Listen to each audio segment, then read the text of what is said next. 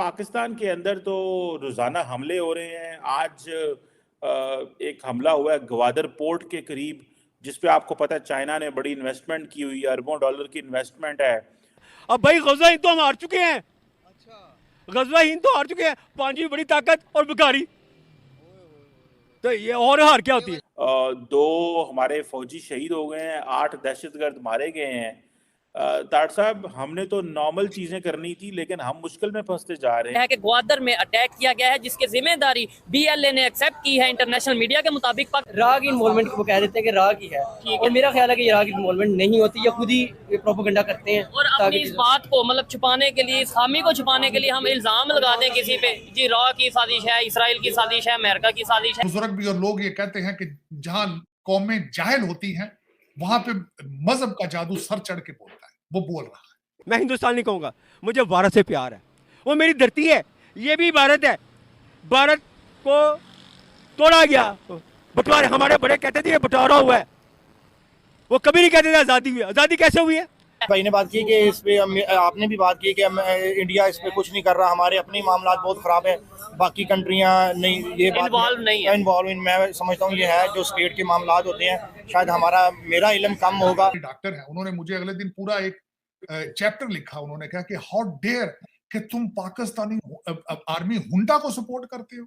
मैंने कहा नहीं, मैं जिनात को सपोर्ट करता हूँ। 3.5 साल आपने एटॉमिक पावर चलाई है जिनात के सर पे। डेमोक्रेसी समिट हो रही है कोरिया में, और हम देख रहे हैं कि जब भी ये समिट होती है तो ना तो पाकिस्तान जाता है, ना उसको बुलाया जाता है, और कोई ऐसा बात भी नहीं होती, यानी कोई जमहूरियत की बात ही नहीं होती पाकिस्तान के अंदर कि भाई इस तरह की कुछ तो कहा जाए, कोई मैसेज आए, यही कह दिया जाए हमें क्यों नहीं बुलाया। वो कहते हैं अजमल कसाब कौन है, वो कहते हैं, और बहुत से ऐसे नाम लेते हैं कि कहते हैं हाफिज सईद का, अगर कहते हैं कि भाई वो हमारे उधर कश्मीर में आते हैं और जाके ये आता है, और इस तरीके से इवन वो कहता है दाऊद इब्राहिम जो सा पाकिस्तान में छुपा बैठा है, वो तो फिर बड़े नाम ऐसे लेते हैं, फिर हम उन्हें भी।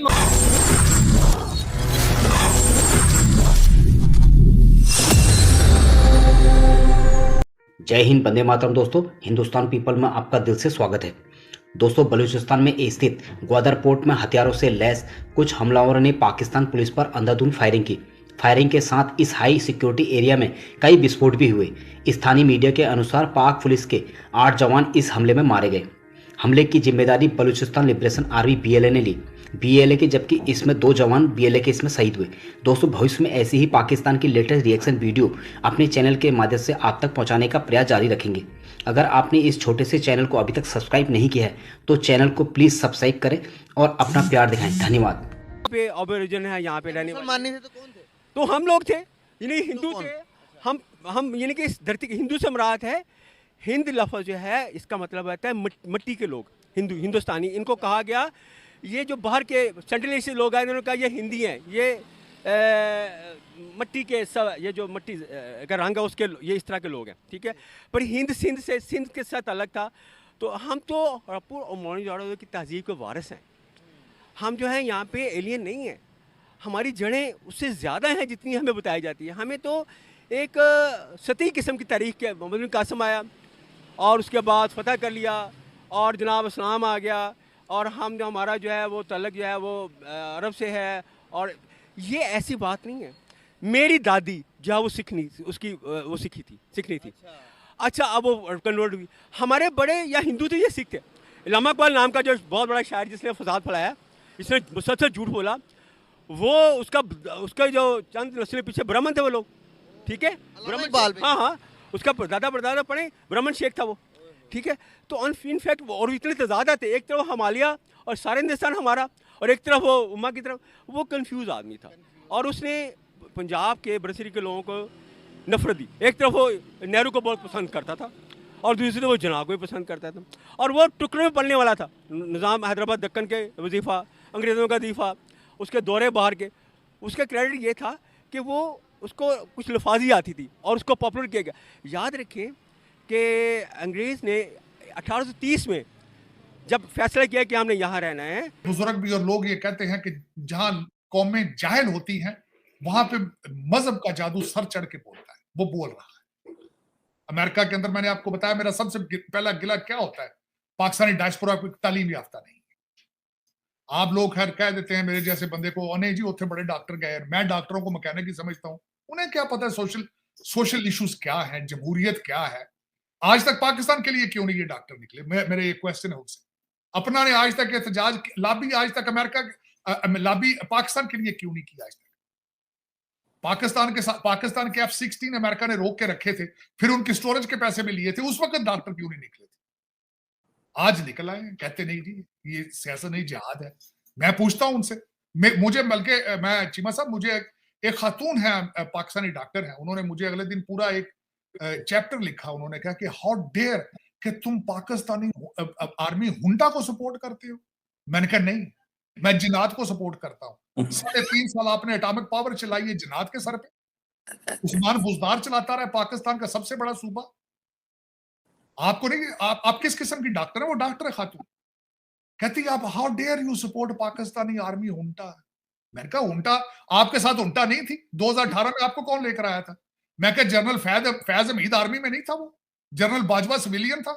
मैंने क्वेश्चन किया उससे, फिर चुप कर जाते। लेकिन चीमा साहब आज डोनाल्ड लू साहब ने जो पिछली रही सही इज्जत थी उस निकाल दी। उन्होंने कहा ये सरासर झूठ है, फ्रॉड है।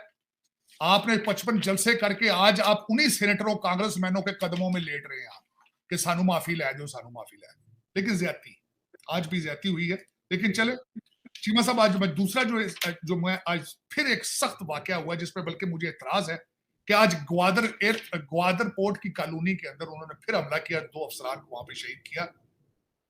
ज्यादती है। मजीद ब्रिगेड है जिसने हमला किया, जिसने हमले की जिम्मेदारी कबूल की है। मजीद ब्रिगेड कौन है? ये जुल्फकार अली भुट्टो के ऊपर उनके अपना गार्ड था, मजीद उसका नाम था, उसने हमला किया था, बलोची था, उसके नाम पर उन्होंने मजीद ब्रिगेड बनाया, उसने इसकी हमले की जिम्मेदारी कबूल कर रही है। लेकिन आज मैं मिन्नत करूंगा पाकिस्तानी इदारों से, अनफ इज अनफ। जिस तरह आपने अफगानिस्तान के अगले दिन आपने अंदर जाके घुस के उसका जवाब दिया है, प्लीज उसी तरह इसको हैंडल करें। अनफ इज अनफ, क्योंकि इकॉनमी आपका सबसे बड़ा प्रॉब्लम है, करप्शन आपका सबसे बड़ा प्रॉब्लम है। खुदारा आप स्मगलिंग रोकें। एक तो सबसे बड़ी बात चीमा साहब, जो मैं आपके अदादो शुमार देख रहा था, सबसे ज्यादा हमले आपके सूबा सरहद केपी के और सूबा बलोचिस्तान में हुए। क्यों हुए हैं? क्योंकि दोनों के बॉर्डर अफगानिस्तान के। बताना चाहूंगा, पहले इंडिया पूरे के पूरे पाकिस्तान का नाम तो इंडिया था ना सर। अगर पाकिस्तान और इंडिया का नाम था तो अगर हिंद की तरफ होगा तो हिंद तो पाकिस्तान बनता। नहीं। जो असल में बड़ी इंटरेस्टिंग बात यह है कि जो तारीख बताती है कि जो तारीख एंशिएंट हिस्ट्री बताती है कि जो असल हिंद है वो हमारा इलाका ही है, हमारा इलाका ही है, जिसमें 5 दरिया बहते हैं, दरिया सिंध गुजरता है। ठीक है, दरिया सिंध से तो बनाना सर इंडिया, सिंध और हिंद। ठीक है, अब लेकिन इसमें ये है कि जो ज़रूरी हम समझना कि जो तारीख है वो तारीख है। हमने इस नस्ल ने, अगली नस्ल ने वो तारीख में जिंदा रहना, तारीख को समझना है, उसके मामला समझने हैं कि हमारे साथ दगा कहाँ हुआ, हमें नफ़रत का जहर क्यों पिलाया गया। लेकिन बात यह है कि ये हल जो है हमेशा वो मौजूद सूरत को देख के होता है, वो मुस्तक़बिल के इम्कानात को देख के होता है। तो मुस्तक़बिल इम्कानात क्या हैं? मुस्तक़बिल इम्कानात हैं कि आज दुनिया ब्लॉक्स में बदल रही है। यूरोपियन यूनियन बन गया, एशियन यूनियन बनती जा